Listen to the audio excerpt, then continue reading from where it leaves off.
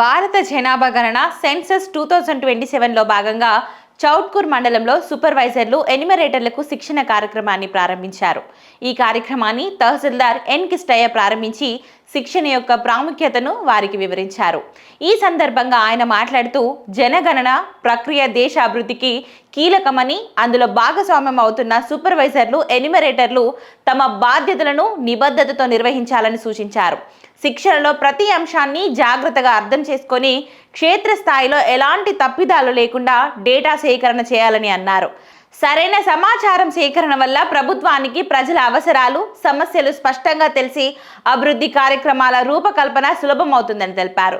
Field ట్రైనర్లు Gopikrishna, Lakshminarayana సూపర్వైజర్లు ఎన్యుమరేటర్లకు practical విధానాలు, format నింపే విధానం, డేటా నమోదు పద్ధతులపై సమగ్రంగా శిక్షణ అందిస్తున్నారు. శిక్షణలో ఆధునిక సాంకేతిక పద్ధతులు, మొబైల్ యాప్ వినియోగం, గణనలో ఎదురయ్యే సమస్యలు మరియు వాటి పరిష్కార మార్గాలపై కూడా వివరించారు. ఈ కార్యక్రమంలో పాల్గొన్న సిబ్బంది శిక్షణ పట్ల ఆసక్తి చూపుతూ తమ సందేహాలను ట్రైనర్లకు అడిగి నివృత్తి చేసుకున్నారు. అధికారులు శిక్షణను విజయవంతంగా నిర్వహించేందుకు అవసరమైన అన్ని ఏర్పాట్లు చేశారు. ఇక రాబోయే రోజుల్లో జనగణన కార్యక్రమాన్ని సమర్థవంతంగా అమలు చేయడానికి ఈ శిక్షణ ఎంతో ఉపయోగపడుతుందని అధికారులు తెలిపారు.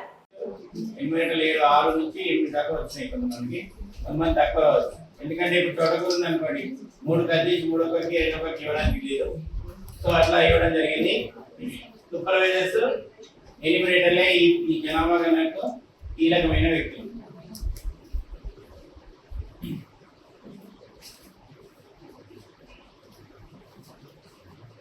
ఈ జనాభా గురించి మొదటి ప్రకటన ఎప్పుడు వచ్చిందంటే 7/1/2026 జారీ చేయబడింది. అదే ప్రకటన రాష్ట్ర గజెట్లో 22/1/2026 మనం కూడా గజెట్ చేయడం జరిగింది.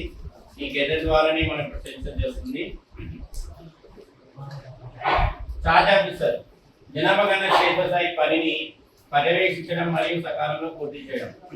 ఈ జనాభా గణనకు సంబంధించి అన్ని పనులను సకాలంగా పర్యవేక్షించి చేసే బాధ్యత చార్జ్ ఆఫీసర్. చార్జ్లో అవసరమైన సంఖ్యలో సూపర్వైజర్లు ఎన్యుమరేటర్లు నియమించే బాధ్యత కూడా చార్జ్ ఆఫీసర్ది.